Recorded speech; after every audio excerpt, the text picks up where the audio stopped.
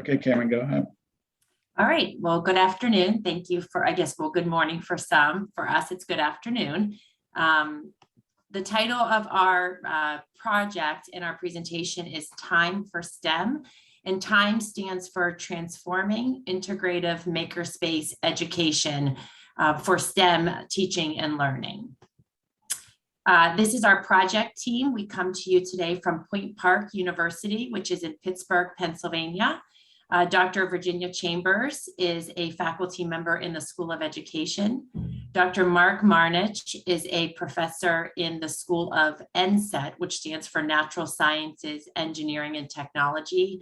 And I am also a faculty member in the School of Education. So today we're going to share a little bit about Maker Education, STEM teaching and learning, and our National Science Foundation grant project, and about our professional development opportunities that we've been taking part of, and some preliminary data. So just to provide a little bit of background knowledge about what is Maker Education, if you're unfamiliar, this is an approach that asks students to become more aware of the design of the world around them, really give them an opportunity to test their ideas, make changes, and improve results.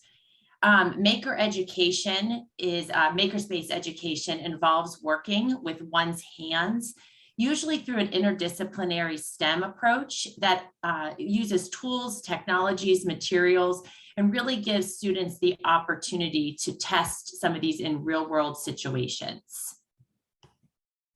The actual makerspace learning takes place a lot of times through STEM subjects in a project-based fashion. And this promotes interactions and engagement in activities. And it also, a lot of the research that we've looked at, we started noticing that maker-centered learning has shown to increase proficiency in STEM subjects and in throughout makerspace education. So if we want to look at the actual labs, what we mean by maker labs these are the physical classrooms, the collaborative workspaces that for the making, learning, exploring, sharing. And this could be done with high tech or no tech tools. And a lot of educational facilities and buildings and schools, this can even happen with a cart going from room to room. A lot of times you see these in libraries or in technology labs. But again, if a school doesn't have that physical space, it can be done with a mobile cart. But one of the things that we've noticed in our research that despite the growing implementation of these makerspace classrooms and spaces, 40% of teachers recently reported that they were underprepared to effectively teach in a maker environment. And this research really spearheaded a lot of the motivation that we had at the university to look at our pre-service education courses and our certification programs so that we're best preparing our students when they're going into the classrooms. So further research, when we looked at teacher preparation, we looked at statistics that STEM professions are expected to grow 8.8% in the next 10 years. And we've really noticed that there's an opportunity to improve this STEM learning through using makerspace education as a way to integrate these STEM concepts through an interdisciplinary approach. Furthermore, when we look at elementary educators, they have a real opportunity to create these early educational experiences for students. And what has been proven to improve attitudes towards STEM subjects, develop higher critical thinking skills, and also improve the proficiency in math and science. And again, because we work in teacher certification, we really looked at this as an opportunity to boost some of these experiences to lessen that anxiety. And that's also what the research has shown. So again, all this research has really built the need to fill this gap within teacher certification.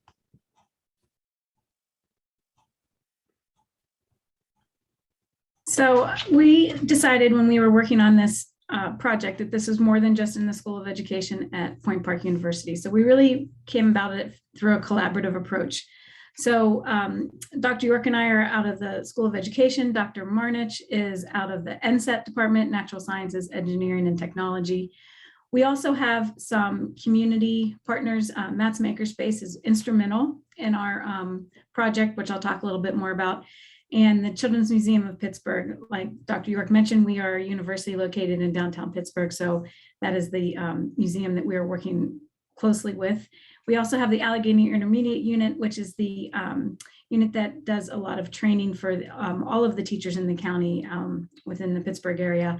And we have additional institutional community partners, specifically 2 school districts that we're working closely with. So it really is our project. We are not just working with students in the School of Education. We are working and getting trainings from and working with a number of different people across a very collaborative approach. And like I said, Matt's Makerspace is one of our most important partnerships. We had the opportunity to work closely with this organization at local schools, and we decided that they were doing so much good for connecting partners, helping schools find resources, and really build STEM learning in a maker environment that we wanted to replicate that and have something, have a space on our university campus for our School of Education students. And so we, Dr. York and I work closely with the Matt's Makerspace organization. And here are some pictures of our new space that is still a work in process, but it shows you some of our storage and the actual space of our Matt's Makerspace lab at Point Park University. And we have multiple workspaces. We have some more high-tech hub tables, which you can see at the picture of the right. On the left, we have a more of a maker wooden table and a number of different materials on display, but also we are adding to those materials and adding to those resources as we are working on this project.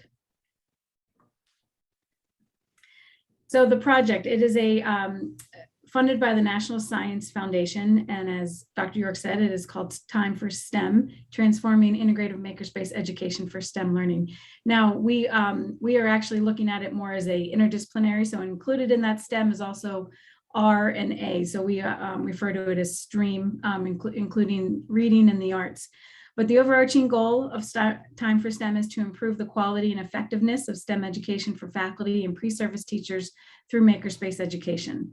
Our research question: what do pre-service teachers, education students, and faculty members identify as areas of pedagogical growth in STEM learning and teaching in a makerspace environment?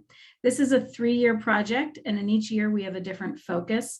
Currently, we are in year 1 of the project, working on training sessions and faculty development. Course, year 2 is course revision and pre-service teacher training, and then year 3 is field experiences with our partner school districts. So like I said, we're currently in year 1 of the project. Our participants include full-time education faculty in the School of Education at Point Park. We have 4 members. We have 1 adjunct educational faculty, and we have 4 elementary teachers from our 2 participating school districts. The trainings have focused on STREAM, learning and maker education settings, and using varied materials, resources, curriculum development connection, and maker education structure. We are using community and institutional partners for the trainings. And then as part of it, our participants have already completed pre-survey reflections as well as post-training reflections each time we meet with after one of the training sessions.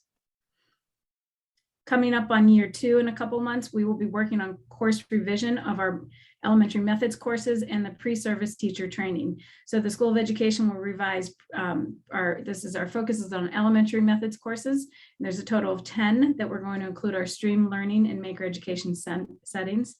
The pre-K to 4 certification program undergraduates will complete a pre-survey on STEM learning, and then they will also complete the revised methods courses, which incorporate interdisciplinary STEM teaching domains from the National Institute of STEM Education. And in our final year of the project, our students will be developing interdisciplinary STEM lessons in makerspaces using the National Institute of STEM Education Domains of Teaching framework. Our faculty will observe and evaluate the undergraduate students teaching in the makerspaces in our partnering schools using an observation rubric based on those domains of teaching. And our undergraduates will complete a post-observation reflection survey. We centered our questions for our observation protocol, or for our pre-survey questions, from the National Institute of STEM Education. We contacted them and they allowed us to use their domains of teaching. And these are the big ideas that are essential for effective STEM education. One is creating an environment for learning. Domain 2 is building scientific understanding. And domain 3 is engaging students in scientific and engineering practices. And you can sort of read the details underneath there of each of those domains. So we have a pre-survey that we gave to all of the participants, and we have some very preliminary results from that, as we are only in year 1 of our study. And what we noticed was that our participants, if we look at the domains of teaching, that they're thinking of makerspace education as an application, as an analysis, or a synthesis of learning and evaluation. The higher level of thinking, of course, is the evaluation. The lower level of thinking is the application. But all of these are actually still higher on Bloom's taxonomy. So if we think about it, maker education is a high level teaching tool, and the teachers who are studying this in our study are thinking of it from 3 different perspectives that are listed here. Our second domain, we have a qualitative study looking at building scientific understanding. And looking at these questions on a scale of 1 to 5, we noticed that methods course instructors seem to have a lower confidence in having STEM knowledge than elementary school teachers do. We wondered why that was, and our preliminary thoughts are that elementary school teachers are only worried about questions coming from elementary students. Therefore, they don't need to have quite the knowledge that a methods course instructor at a university would have. So the anxiety is probably much higher in the classroom for the college teacher than it is for the elementary school teacher. We'll certainly look more into this later as we continue our study. Domain 3 was engaging students in scientific and engineering practices. One of the things we noticed is with 78% of the participants were unsure how they could use a makerspace to interpret charts, tables, and graphical representations of data. We're actually concentrating 2 of our content area training sessions on this to try to bolster this idea. And here are some of the responses that led us to those conclusions.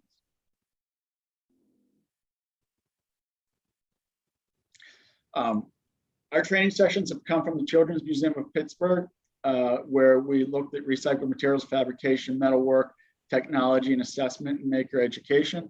We've also gone to the Allegheny Intermediate Unit, which is the county unit that helps all school districts in the area with technology and other areas. And we looked at cross-disciplinary STEM instruction, human-centered design, maker mindset, curriculum connections, and maker ed teacher panel that we have coming up next week. We also had 4 faculty members at Point Park talk to the group about their specialty and content area. 2 of these talks were in mathematics and statistics. One is going to be in biology, and one will be in astrobiology and by our physics instructor, Dr. Brendan Mullen, which is actually just this afternoon. We're looking forward to that. We also have some post-session preliminary reactions. After every training session, we ask our teachers to respond. Our teachers have said that they love makerspace education. And if we can look at the next slide, what they want to know is how they can implement maker education into the classroom. So this is exactly what our NSF grant's all about. So I think we're on the right track.